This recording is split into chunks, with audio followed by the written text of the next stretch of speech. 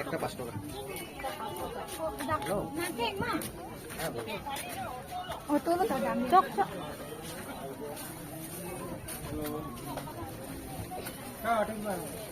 নতুন আলু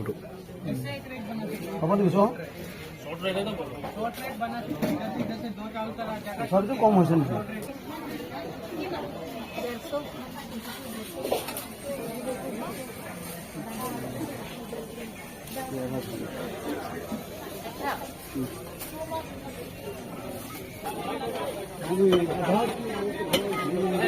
ধনিয়া ধনিয়া